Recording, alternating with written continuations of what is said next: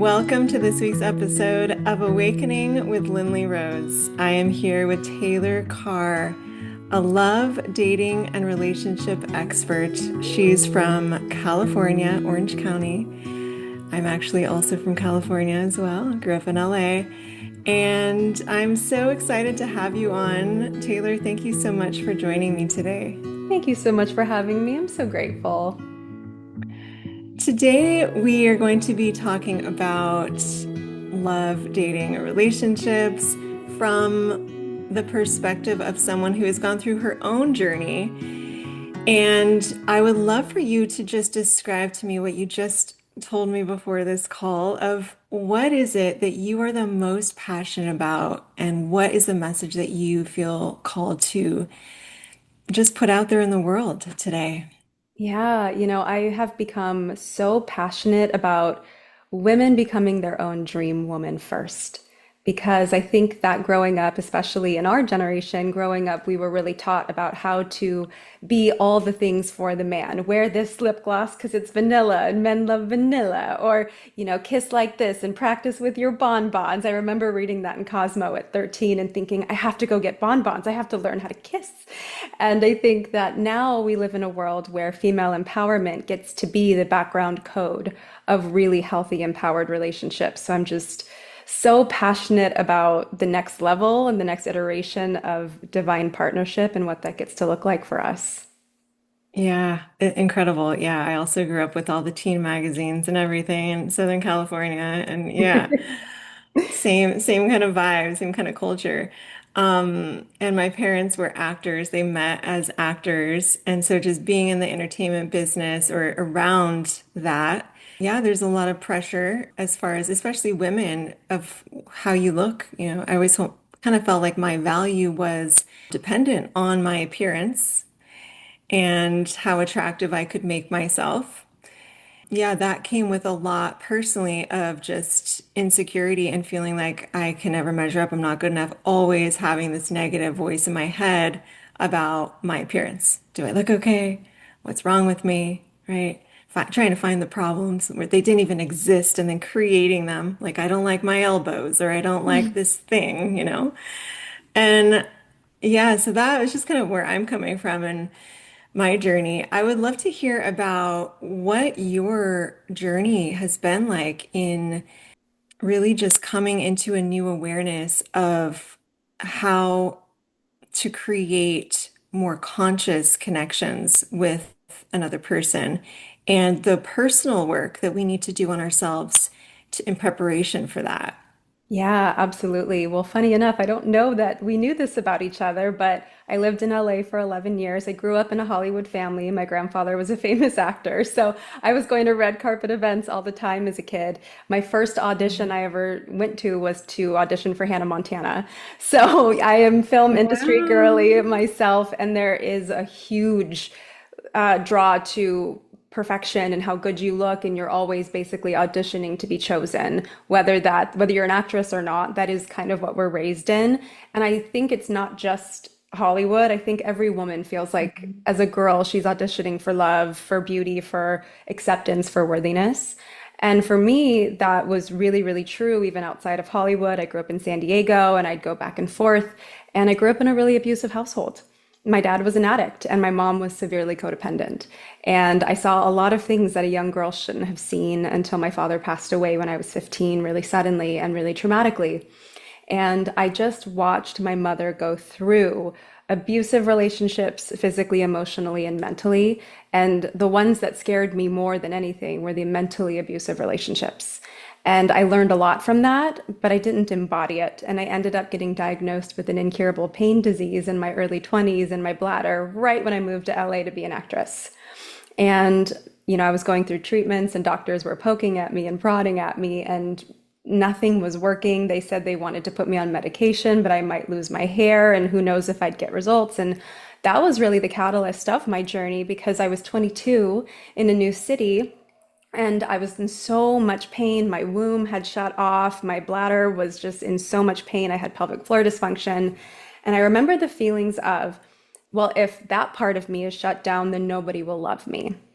And I often joke and say that I healed myself by shaking it, under a full moon in front of a mirror because part of me had to learn how to reconnect to the woman that I didn't know was in there, that the worthiness wasn't about my beauty or what I could or couldn't do. It was about who I was as a person, as a woman, how deeply I felt.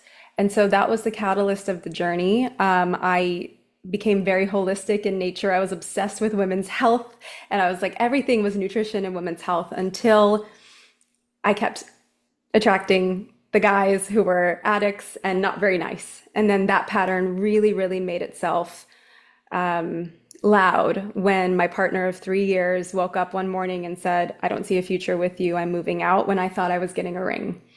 And everything inside of me shattered. I often say that that was when I died and I was reborn because I realized that as much as I thought that I knew, I didn't really know. I was the perfect girl. I was the perfect girlfriend. I did all the right things. I was sexy. I was emotionally intelligent. I was smart. I was all of these things. And yet I was still always almost Mrs. Right, but not quite. And so that's when I rolled up my sleeves and I got really curious about what I was missing. And what I found was so profound and so incredible. I called up some old clients and I said, I think I'm onto something. Would you like to play with me? I know you would like to get married. And they were like, yeah, I've been single for 5 years, 10 years. I would love to try. And every single one of them got married from that process. And so I was like, wow, we're really onto something. And that changed my life and then started changing other women's lives too. Incredible. Wow. Yeah, I appreciate your story. And I would love to hear a little bit about what that process looked like for you. I know people listening are like, well, what did she do? And then what you started doing with your clients and when you began to work as a coach and what that process has been like for you as well.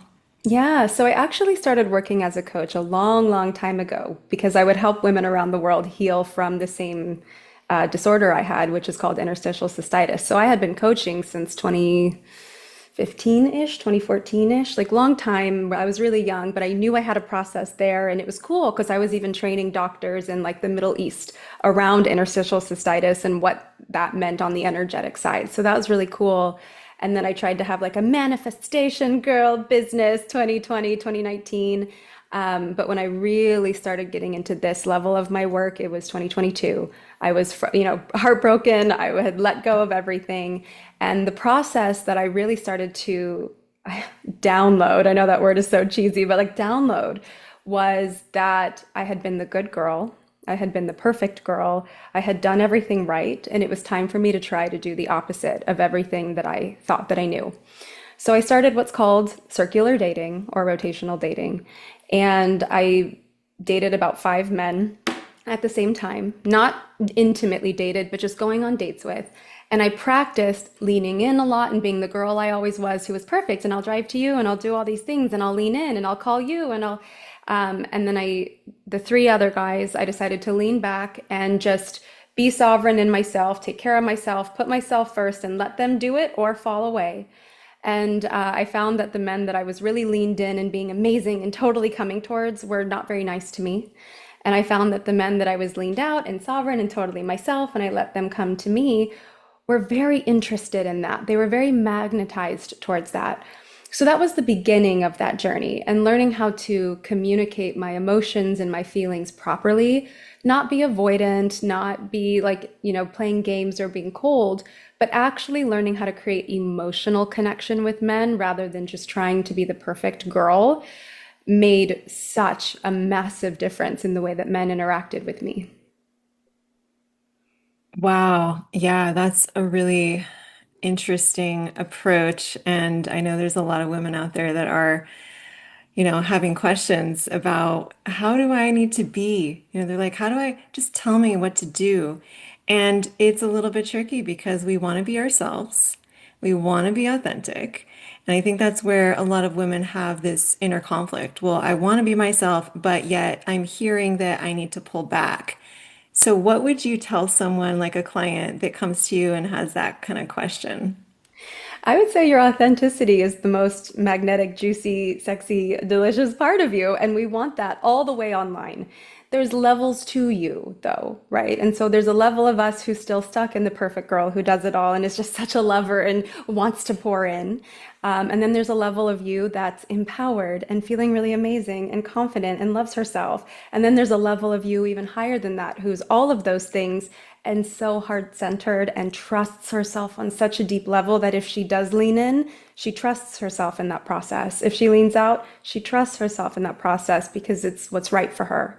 And the self-trust and the trust with God, universe, angels, I think that spiritual connection for women is really, really important. The more you that you become and the more stuff that you unlearn, that you learned all of this time in your life, that's where your authentic self actually is. So we think that, oh, well, this is just who I am and I'm authentic and this is me. Well, all of that is actually conditioned into you. Let's get curious about who you actually are and then let's share that with the world because that's the good stuff.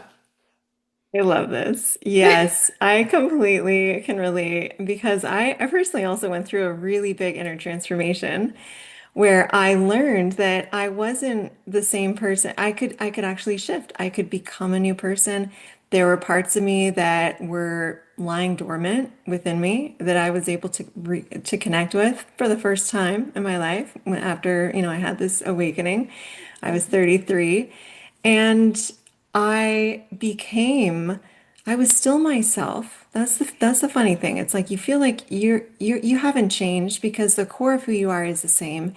And yet you've expanded and you've kind of come home to different parts of you that you didn't even know were there. And I really believe that what you're saying, that these parts that women have disconnected from are the parts that are the most attractive. And it's when we're disconnected and coming from this almost like needy place or needing to please, where we're not feeling in our wholeness. We don't feel whole. We feel like we're missing something. That's the place that repels and pushes off potential partners. Mm. So I completely resonate with everything that you're saying. And I would love to hear what that journey has looked like for you and what what would you recommend or just based on your journey other women try. Yeah. Ooh, girl, let's get into it. Like, I have all the butterflies in my tummy because, like, this is my favorite conversation in the world. I'm so activated by this because it gets to be so good. And I don't think women know how good it gets to be. It's not perfect. It's not perfect all the time, but holy wow, like, life looks so different for me than it did 3 years ago. From heartbreak and letting go of my business and my home of 10 years in Venice Beach. And I became a property manager, just crying on the floor every night while this phone was ringing nonstop 7 days a week, to really building something and teaching women how to be the muse. And that's what I do. And so my process looked like this. Earth-shattering heartbreak that cracked me open because I chose to stay open rather than numb and close down. Curiosity and 100% devotion. I get to be a wife because that's the journey I'm on right now. So for you, it might be wife or partner, long-term partner, whatever you like. You choose your level in this video game, right? And then you go all in on it like it's a full-time job, right? So again, I dated many men and I learned about them. I asked them questions. I healed my relationship with the masculine. I managed my triggers. I grew my emotional intelligence and maturity. I learned how to communicate in a way that I actually get results, right? It's the difference between you never call me and set up dates anymore like you did in the beginning and it hurts. I don't know why. Do you not love me anymore? And it makes me feel so amazing when you set up dates. I'm free on Friday. Let me know what you think. And just focusing on how to speak in a way that gets results. So I've dissolved defensiveness. I've dissolved this inner child need to be seen and understood because I wasn't getting good results in that. And then I got smarter, right? Like I filled my toolbox with ways to really connect to people and to really heal this stuff from the past. And I think most importantly, stop attracting my father, which was really important because again, coming from an addict who died and I couldn't save him at 15 years old meant I was looking for a lot of boys to save. And when I learned that men don't need my saving, I get to be with somebody. I get to choose somebody who doesn't need me to save him, and he doesn't save me. We're on a divine path together as two sovereign beings. Really, really powerful. So then I had a 6 month wonderful relationship with an incredible man who changed my relationship with men, right? I think I was dating a lot of younger men. I was dating boys because I mean, the pop star, rock star, actor, creative was very attractive to me. And then when I started dating this other man, I learned how to be attracted to adult men. And that was a thing that I didn't know I had to heal. And then I dated somebody else for 4 months, and he was just such an incredible man. He blew my mind. I knew he wasn't my partner, my long-term partner, but I think we healed something in each other. And then I realized what a husband actually meant to me. And I realized that I didn't know what a husband was. I just had taken it at face value, whatever I saw on TV. I didn't have, like my mom and dad, I didn't see a husband, right? Like I saw a man, but I didn't, like a man in my life, but I didn't see what a husband was. And so when I realized what husband meant to Taylor, like what does a conscious partnership for the rest of my life look like? I realized exactly who that would be. And within 11 months from that realization, I was engaged. Wow, incredible. Yeah. You just touched on so many important topics. So let's go into some of them. I really like when you were mentioning that, we do need to develop tools. We do need to create a toolbox, and it's not being inauthentic to learn how to communicate. It's actually when we have an automatic way of communicating that's not serving us, we do need to replace it with something that's more effective. Yeah. And so I think a lot of people are resistant. I just want to be myself. I don't want to think about it. No, actually, everything that's important in life, you do need to think about. It's an intentional thing.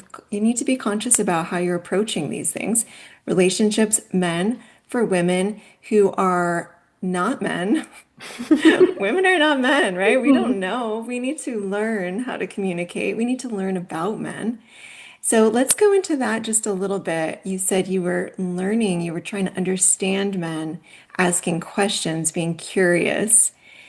That to me, let's just look at that right there. That's the shift from wound, inner pain around men, unhealed relationship with men, where a person coming from that place is going to want to judge, you know, attack, blame, right? There's a lot of anger there into opening up to what's going on inside on a deeper level with this man and what do they need from me.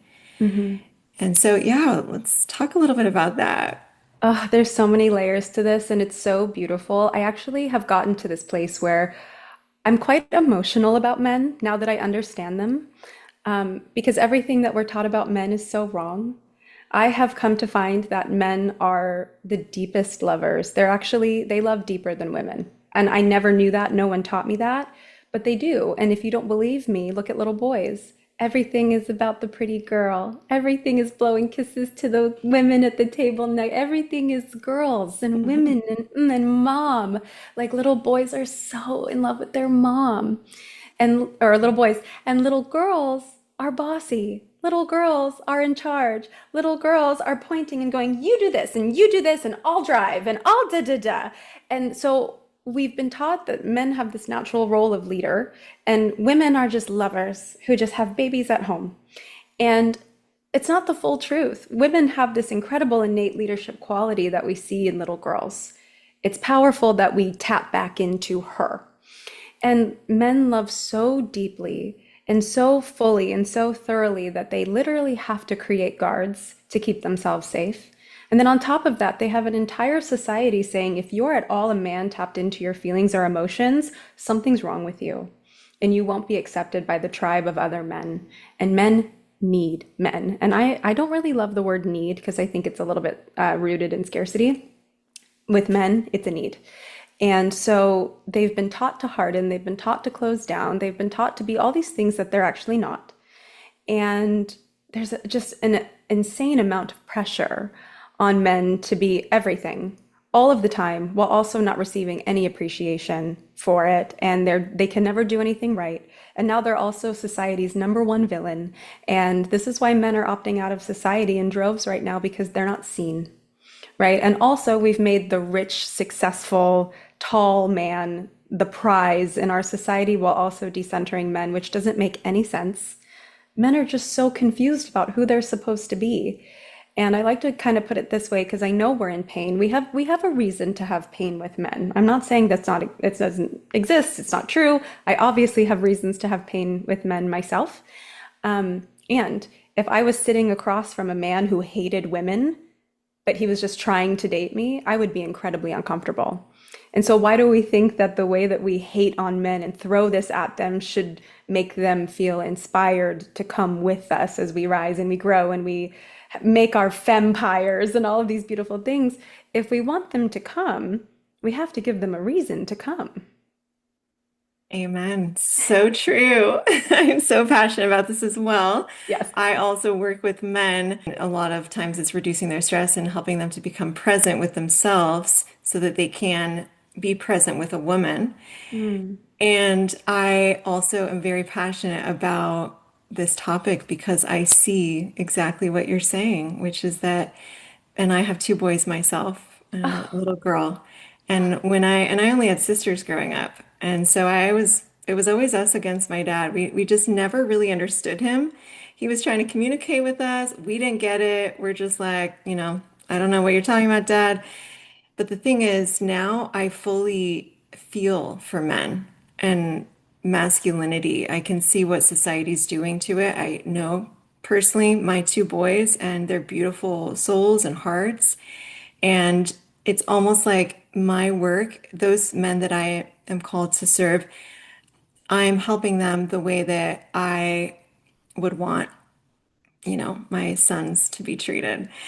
And so, yeah, it really is like a huge shift. And I've seen personally in dating for me that as I have shifted in my view of men and I've stopped being so angry and I've healed that within me and I've asked questions, the same process that it sounds like you've gone through as well, they respond to me differently. And I am showing up because they feel that I am no longer against men. I am open. I'm seeing them and I'm emitting this frequency of love for them, for who they are as a person.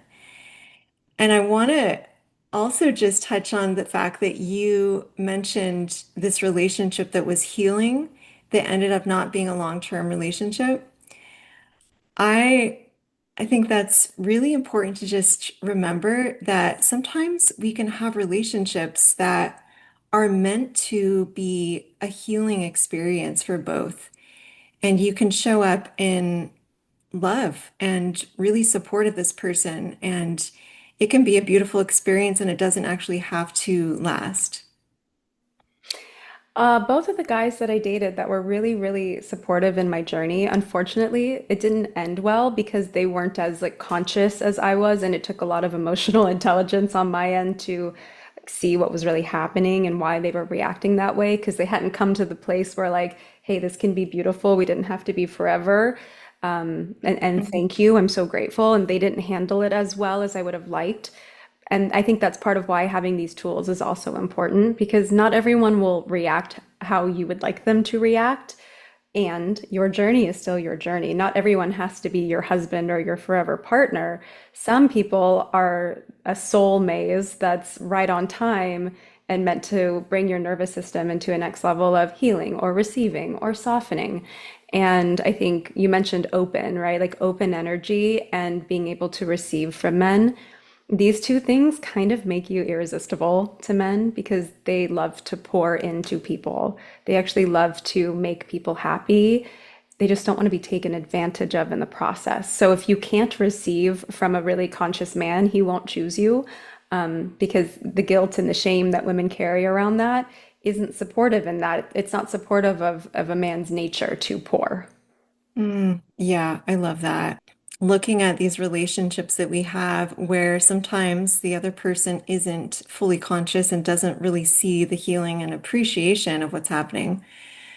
And I think it's really interesting just to point out that even in those cases, their process is part of their healing, right? Even if they're not aware of it. And the one in the relationship or the situation that can step back and be in presence and see their process and hold loving space and compassionate space for them, it gives them the gift of going through their process and having that reaction and maybe getting upset. And we don't have to carry the weight of that. We can let them have that. Yeah, I think we really can help. I mean, I believe the people who listen to your podcast, because I have listened to a little bit now, and it's very soft and like there's a lot of frequency talk. And I believe these people that are here and listening believe in manifestation. And so we can think about it like we are collectively creating them better as well. Like maybe they have an issue with this, and all the energy I'm sending you is for you to find exactly who's meant for you to heal so beautifully, for you to learn everything you were meant to learn. Like, let's create the people better in the process, no matter what they're doing. Right. And just bless them. Like, bless them. I want you to have a beautiful life and having that in our heart. Yeah. Yeah. The other thing that you were mentioning was learning what a husband was and what that means for you. So, could you kind of take us through? Maybe those listening might be curious. They don't know what that looks like for them. What are some questions they could ask themselves to get to that point with more clarity? Oh, that's a great question. Just so you know, I do have a little garbage truck coming by right now, so it might be blessing us on our call. Thank you so much, garbage truck. We're so grateful. Um, I think for me, the biggest question I asked myself was, how do I want to feel for the rest of my life? And that led me into sort of the answers because it's more than one. And first and foremost, I was like, well, I know I get to feel safe and truly known. Like I get to be like known. This person gets to feel like my best friend. That felt really important to me. And then I thought about like, well, what are the qualities that now that I know all of this and I'm very savvy in the world of relationships, what are the qualities that lead to long-term relationships? And it might be different for everybody, but the things that I have seen are like a man who's generous, really, really important, right? So generosity by nature. And if I'm pouring into him and I'm grateful, then he won't build resentment versus someone who's going to let me do everything all the time and he doesn't have a generous bone in his body. Well, there's going to be resentment from me or someone who can't stop pouring, can't stop doing it, and then builds resentment, right? So there was a balance of generosity I was looking for. I knew that I got to end up with someone who made me laugh. And particularly clean humor for me is really important. Some people like a banter, like a little bit nastier humor or whatever. That's not for me. Whereas like my fiance now, all of his humor, he makes me laugh more than anybody in the world, but it's all kind towards people. And it to me, I don't know how he does it. It's so genius. And it's always about me. It's always like, oh gosh, I'm going to butcher this, but his jokes are always in line with, well, of course the sun came out, you're here. Like it's always this very positive in Oh, my being, that's like me sweet. being, yeah, like me being this Yeah. ethereal goddess in his life that brightens everything up. And that, like, I was like, oh, I get to feel like that forever. Like, that's a way I would like to feel forever. And then also, I decided, oh, I get to feel more like myself than I ever have with anybody else, while also being held accountable to the person that I'm constantly becoming versus getting stuck a little bit in the past. One of the things that I see with women a lot is they will get stuck in a something's wrong loop, whether they're safe or not safe in a relationship. It's something wrong, something's wrong, something's wrong. I don't know what's wrong with me. And if you're constantly in that, there's work to be done. Like nothing's wrong with you. Let's take a look at the energetics. Is it because you're so safe with him that your little girl is running the show now and you've moved into a little bit of bratty energy? Or is it because you're genuinely not safe with this man and you don't feel like yourself? Like there's just so much there to explore. But yeah, I think most importantly, it's the question of how do I want to feel for the rest of my life and how do I give it to myself? Mm, love that.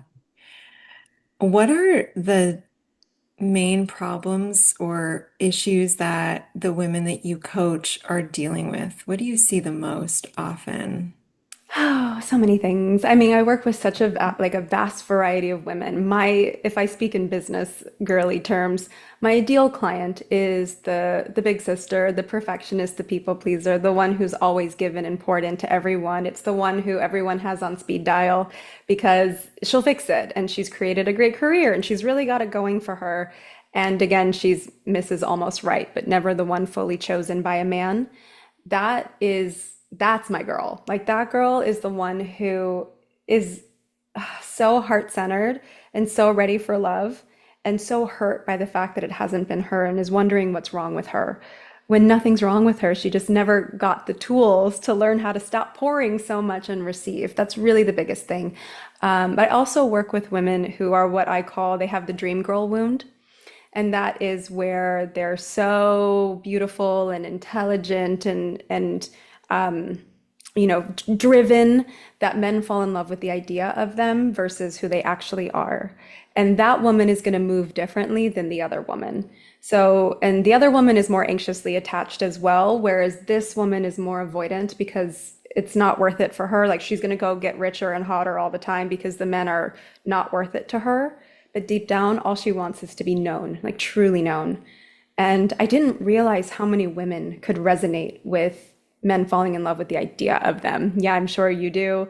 I did too. I was both. Somehow I was both. Like everyone fell in love with mermaid goddess Taylor, but like the truth of Taylor, who comes from the tricky background and is always caring for her family, and I'm on speed dial, like that was not received well. I remember my ex-partner saying to me, it would be unsafe or it would not be smart for me to have children with you because your family's so mentally unwell. And like this took me back so much because I was the dream girl, but I was also the damaged girl. And the dream girl wound one is really, really interesting because the other woman, the big sister, I would teach her the tools to be able to receive and lean back and like really hold her through the discomfort of that. The dream girl wound woman, that woman gets to be more comfortable with her mess and being far more messy and authentic from day one because knowing her, she shows up perfect to everything. And that creates a perception of her that isn't totally real. Mm. Yeah, I was going to ask you because that definitely has been my journey more on the avoidant and being seen, falling in love with the idea of me and not, it's like, do you really see me? This is, Yeah. it's a bit frustrating, but what would you say? Because I hear a lot of coaches for women that talk about the anxious attachment. And I guess maybe that's more common is what it seems because more people are talking about that. I've just always resonated with the opposite side. What would you say for that opposite side, since that's what I'm the most interested in? Maybe other people might be as well. As far as just how to, I guess you already said, just be really real from the beginning. Mhm. And are there any pieces of advice that you would have for that? So Yeah. I think the tool that's really, really helpful for these women is to actually learn how to build emotional connection with people rather than showing up with their accolades first and foremost. And I think both women show up with their accolades first and foremost. The other woman is doing it because, am I good enough? And then this woman, the more avoidant woman, is doing it because it's like, well, this is just who I am and this is what I've built. And it's true. You would connect like that with women. Like you and I would go sit over sushi and be like, you did this, I did this, da da da da da, and we would love it. But that's not what builds connection with men. And we get to be far more comfortable with the discomfort of everything you built isn't what makes you worthy of love. And that's really uncomfortable. She didn't do it for love, she did it for herself, but there's still an undertone of, am I good enough yet? And so it isn't on the first date, you're not talking about that stuff and you didn't come perfect. Like maybe you had a more casual first date than going to Mastro's Steakhouse and being wined and dined by this guy who's so infatuated with the archetype of you. You're like, let's just meet at the sake bar and like sit at the bar and just chat like humans. Like go into it like you're meeting a best friend, not like you're meeting a potential person you're going to date. I love that. And what would you recommend as far as building emotional connection for those kinds of women? Like, Mm-hmm. yeah. Mm-hmm. You get And to any be quick more. tips because I know we got to go in a minute, but last We're little we're okay for advice. a little bit of time. Okay. I think that that woman gets to be significantly more intimate and have a better relationship with her own emotions and communicate them properly. So one of the tools I teach in my beautiful toolbox, my toolbox is so pretty. There's like gemstones and shells. It's very Venusian. I just Aphrodite made it. I love it. Um, it's I feel, right? So these women are very logical. They're like, this is what it is, this is what it is, this is what it is, this is what you did. And from date one, it's how does that make you feel? I feel like this. Actually, it felt really bad when this happened. It actually feels amazing when this happened. It's the difference between the poet and the reporter. The reporter goes, I had a great day. I woke up, I went and got my coffee, I took my dog for a walk, I sat down on some Zoom calls, I did a podcast, and then I da da da da da. And the poet is like, I woke up this morning and it felt so amazing because the sun was out, and then I had some coffee and I just felt so at peace and in my body because that's her truth. Not because it's like a script that you learned from this podcast, but because she now has a relationship with how deeply she feels. And then the other thing that I think is really important is that just because he's not perfect doesn't mean that he's not worthy of getting to know. And I think these women are really good at going, if anything's going to mess with my frequency, I'm going to swipe left on it the first date and no, it's a no. It's a no for me. I just don't like you. I don't like him. But you get more present in your body and sit there and go, he actually has really nice eyes. I wonder what he's like with his family. And really make him a human in front of you with a heart and a soul and a past. One of the things that I've been activating in my life, which has been so cool, I'm like so in love with this, is being magnetic and open with a giant diamond on my finger. Like you can see my ring from space, right? And so I was kind of like struggling for a minute there of like, but I've always been like so, and men just approach me and it's all these things. And now there's this big roadblock that says, don't come near me, but I love conversations with people. And when I unlocked that, the conversations went from men performing for me to men just opening up to me. And I was a safe place for them to go. Actually, my relationship ended because I wanted kids. And she wasn't interested in that. And it really broke my heart. And I started listening to men and making them more human. I think that the dream girl wound woman gets to be more comfortable with that. Mm, such great points. Yeah, just looking at how we can be more even just open to having emotional conversations, just looking at our feelings and bringing that in. And I also, this is so interesting. I didn't realize this was going to come up, but part of my background of having this more avoidant, I don't want commitment kind of thing for me personally, where I've been divorced, it's been 10 years now, and I really did not want to get married again. I wanted to be single. I liked the freedom. That was my thing. And still is. Freedom is a huge priority for me. But also, deep intimacy with another person is also a priority now. And I've shifted. But one of the things that I had such a hard time with when I got married, I was married for 7 years, was that I suddenly felt like now that I had a ring on my finger, no, I couldn't communicate with half the population because they wouldn't want to talk to me. And then that would be flirting. And then, oh no. And then all these things. And I was so confused about how to be. And I would like went through a whole identity shift in a negative way. So I want to know from your perspective now, in the place that you're at, what that's like and how you personally show up as yourself now in with this ring on your finger. My heart just exploded so much when you asked me this because I don't know that I've fully touched on this yet. The old paradigm of relationship that we always did not include freedom. Not really. It was more of a this ring symbolizes a handcuff, and it was the ball and chain, and it like that. That's the old paradigm of relationship that has died, and not everyone's on board with that yet. Hopefully, people like myself are really stewarding and ushering this new paradigm of relationship forward. But I think the number one thing I was looking for when I chose my partner was freedom. Like, oh, I'm actually more free in relationship with you than I was alone.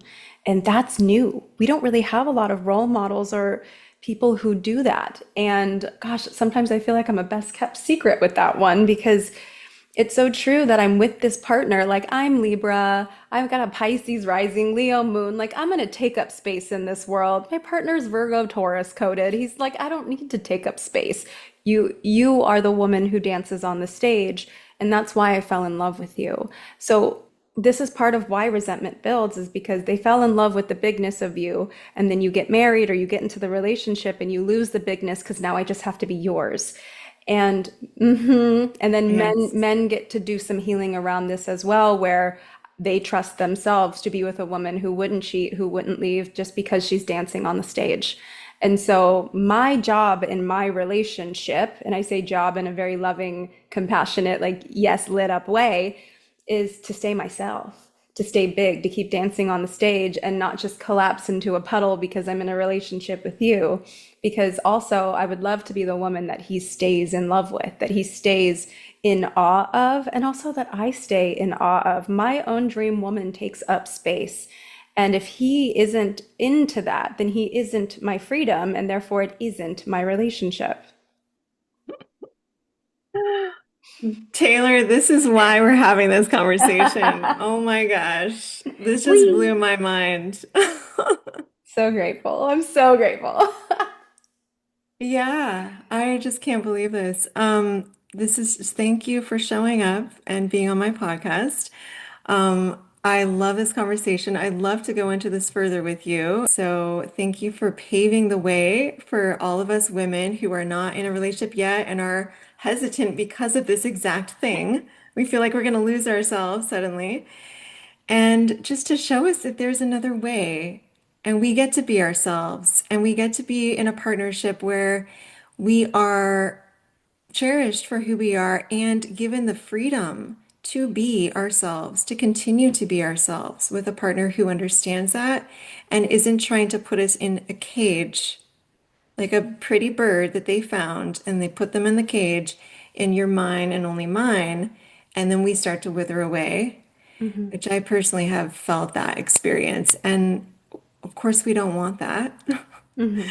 So, to show us and for men to see that this is a very real issue that women need, we need the freedom to be ourselves. Mhm. And some of us, and depending on our sign and everything, we have more of a need for that than others. Mhm. But just being true to ourselves is the most important piece, I feel, in a partnership where someone that you can really be yourself with, like you were saying at the beginning.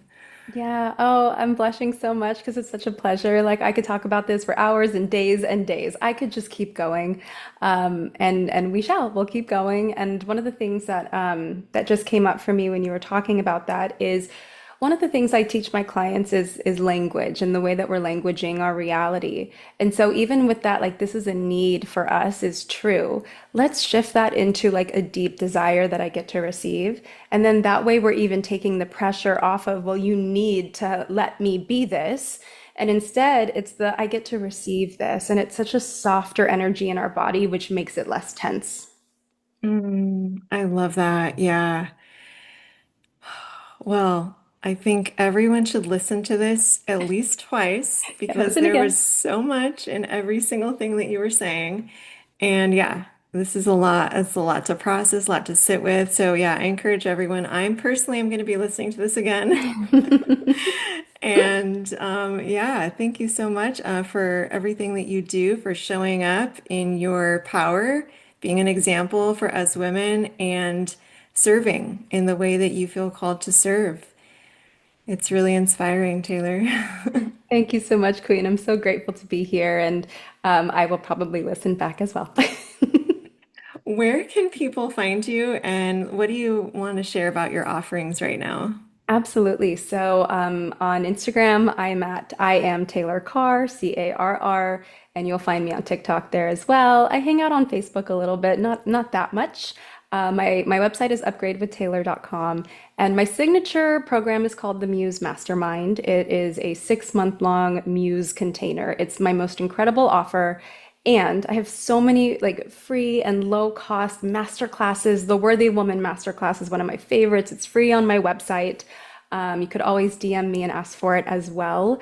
I love this work so much. I love sharing it with everybody. So please, share this podcast with the women in your life because they also get to receive it.